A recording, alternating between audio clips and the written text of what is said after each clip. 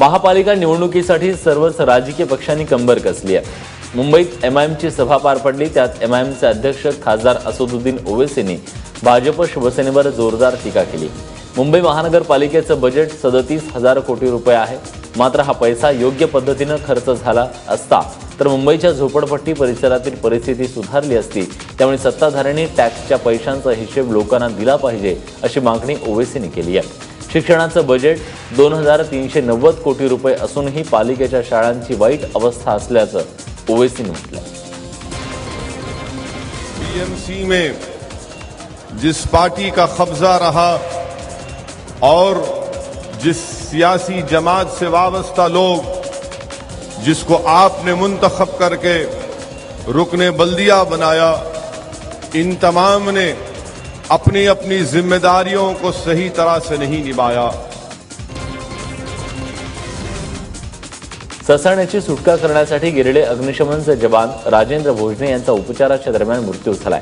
भोजने यांना शहीदाचा दर्जा द्यावा अशी मागणी त्यांच्या कुटुंबियांनी केली आहे। तर दुसरीकडे भोजनेंच्या मानवंदनेला हजर न राहिल्यानं भाजपनं शिवसेनेवर टीका केली आहे। सुरुवातीला कुटुंबियांनी शहीदाचा दर्जा मिळेपर्यंत पार्थिव ताब्यात घेणार नसल्याचा पवित्रा घेतला होता। मात्र दुपारी 3 वाजता पार्थिव हलवण्यात आलं आणि भोजनेंवर अंत्यसंस्कार करण्यात आले। 10 डिसेंबरला महालक्ष्मी रेसकोर्स इथं केबलमध्ये अडकलेल्या ससाण्याची सुटका करताना भोजने यांना रेल्वेच्या उच्च दाबाच्या वायरचा धक्का बसला आणि त्यात ते 70% भाजले। तर अग्निशमन दलाचे इतर 2 जवानही जखमी झाले। 31st सेलिब्रेशनच्या नावाखाली दारू पिऊन वाहतूक नियमांचं उल्लंघन करणाऱ्यांना पोलिसांनी चांगलाच धडा शिकवलाय। मुंबई, पुणे, नाशिकसह प्रमुख शहरात कडक पोलीस बंदोबस्त होता। वाहतुकीचं नियमन तोडणाऱ्यांवर पोलिसांनी करडी नजर होती आणि त्यामुळे प्रत्येक शहरात शेकडो तळीरामांवर कारवाई झाली आहे। मुंबई आणि पुण्यामध्ये जी कारवाई केली आहे त्याचा आकडा 500च्या वर आहे। त्यामुळे तळीरामांनी 31st साजरी करताना किती दारू रिझवली हे वेगळं सांगायची गरज नाहीये। तर नाशिकमध्ये फक्त 28 जणांवर कारवाई करण्यात आली आहे। मुंबई पोलिसांची ड्युटी आता 8 तासांची होणार आहे। पोलीस आयुक्त दत्ता पडसलगीकर यांनी याबद्दलचा निर्णय जाहीर केलाय।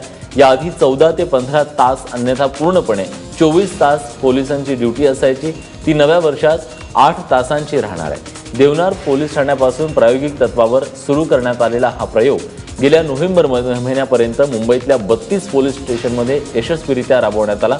मात्र प्रत्यक्षातलं पोलिसांचं संख्याबळ आणि त्यावर असलेला ताण यामुळे हा निर्णय खरोखर अंमलात येईल का याबद्दल शंका आहे। मुंबईत सीएनजीवर चालणाऱ्या दुचाकीचं अनावरण करण्यात आलं।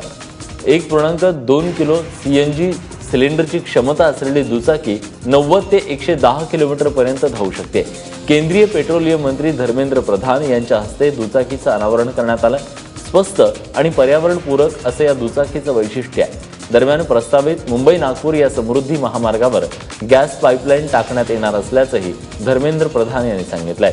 तर जे विद्यार्थी ग्रीन एनर्जीचा वापर करतील अशा विद्यार्थ्यांसाठी विशेष गुणांचा विचार केला जाईल असं शिक्षण मंत्री विनोद तावडे यांनी म्हटलंय।